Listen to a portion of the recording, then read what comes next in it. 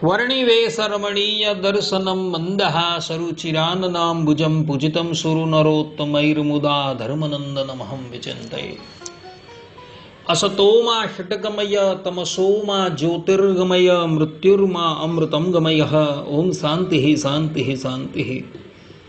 अस्मद्गुरु समारंभां नाथयामून मध्यमां लक्ष्मी वल्लभ पर्यंतां वंदे गुरु परंपरा। આજની જ્ઞાન સભાની અંદર પધારનારા બધા જ ભગવત ભક્તોને વેદાંતાચાર્ય પુરાણ ઇતિહાસાચાર્ય એમ ફિલોસોફી શાસ્ત્રી રાકેશભાઈના હિતપૂર્વક જય સ્વામિનારાયણ। ભક્તો, આજની આ જ્ઞાન સભાની અંદર આપણે બધા અષાઢ વદ બીજથી લઈ શ્રાવણ વદ બીજ પર્યંત ઠાકોરજીને હિંડોળામાં કેમ ઝુલાવવામાં આવે છે, તેની પાછળ કઈ શાસ્ત્રીય કથા છે તથા હિંડોળામાં બિરાજમાન ઠાકોરજીના દર્શન કરનારાને કયા ફળની પ્રાપ્તિ થાય, આ વિષય પર થોડી વાત શ્રવણ કરશું તો બધા જ ભગવત ભક્તો એકાગ્ર મને કરીને આ પ્રવચન શ્રવણ કરે અને એને આત્મસાત કરી લે।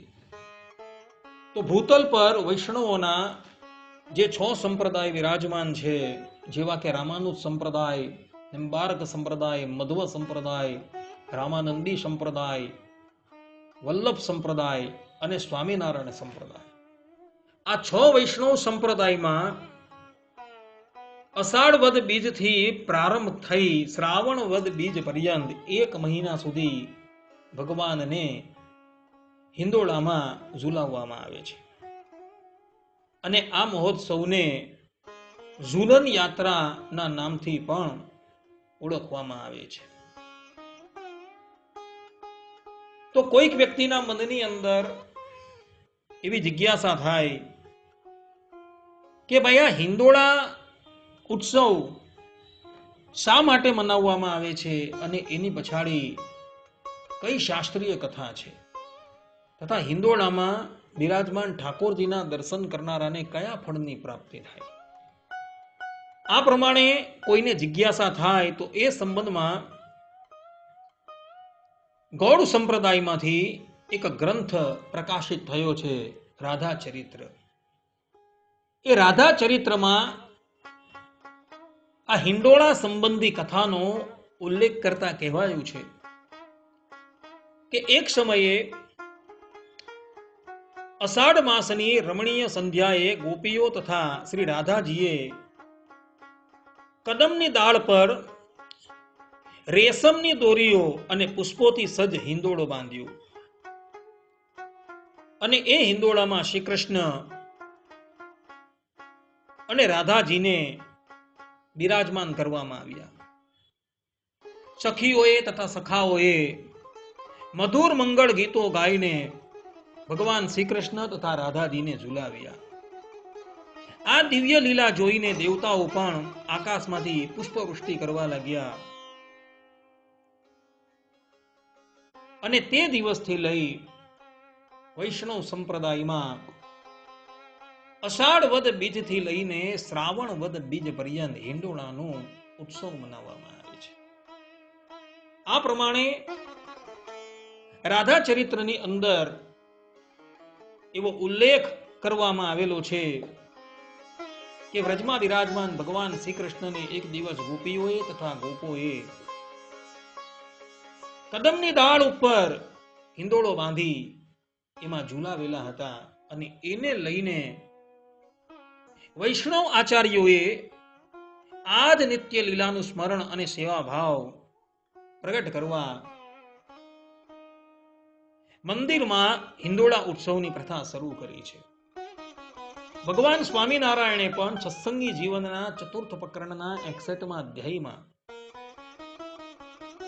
અષાઢ વદ દ્વિતીયાથી લઈ શ્રાવણ વદ દ્વિતીયા પર્યંત હિંડોળાનો ઉત્સવ ઉજવવાનું વિધાન કરેલું છે અને એને લઈને સ્વામિનારાયણ સંપ્રદાયમાં પણ દરેક મંદિરોમાં હિંડોળાનો ઉત્સવ ઉજવાય છે।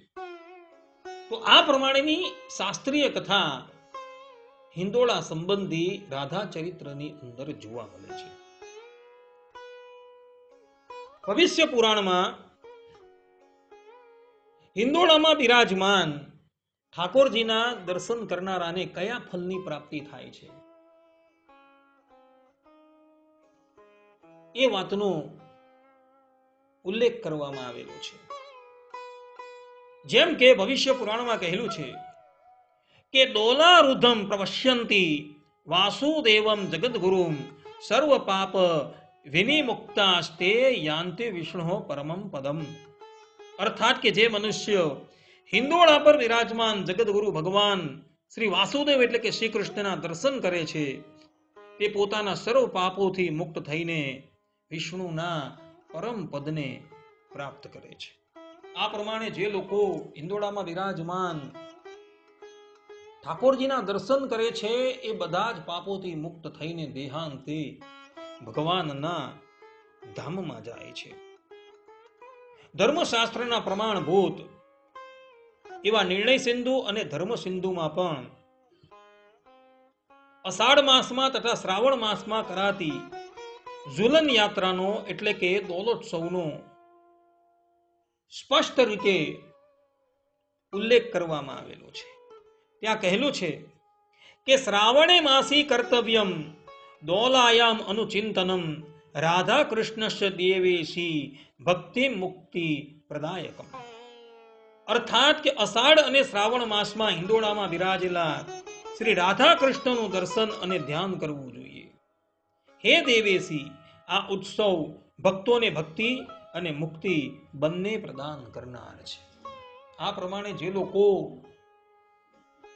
હિંદોળાના ઉત્સવનું આયોજન કરે છે, હિંદોળામાં બિરાજમાન ભગવાનના દર્શન કરે છે, એ બધા જ લોકોને ભગવાનને વિશે પ્રેમ લક્ષણા ભક્તિનો ઉદય થાય છે તથા દેહાંતે એ લોકો ભગવાનના ધામમાં જાય છે એવું આ નિર્ણય સિંધુ તથા ધર્મ સિંધુની અંદર કહેલું છે. નારદ પંચરાત્રમાં દેવર્ષિ નારદ કહે છે કે દૌલત્સોવમ તુ યો દ્રષ્ટવા દેવ દેવસ્ય ચક્રિણઃ વાજપેય સહસ્રસ્ય ફલમાપ્નોતિ માનવઃ. અર્થાત કે જે મનુષ્ય દેવાધિદેવ ચક્રધારી ભગવાન શ્રી કૃષ્ણના હિંદોળામાં બિરાજમાન એવા દર્શન કરે છે તે મનુષ્ય 1000 વાજપેયી યજ્ઞો કરવા સમાન પુણ્ય ફલ પ્રાપ્ત કરે છે. એક વાજપેયી યજ્ઞ કરવો હોય ને તો એટલા બધા ધનની આવશ્યકતા પડે કે જેની કોઈ વાત નહીં. અને એવો યજ્ઞ કરાવનાર બ્રાહ્મણો પણ દુર્લભ છે. પરંતુ હિંદોળામાં બિરાજમાન એવા ઠાકોરજીના દર્શન કરવા માત્રથી 1000 વાજપેયી યજ્ઞ કર્યાનું ફલ પ્રાપ્ત થઈ જાય છે. આ પ્રમાણે દેવર્ષિ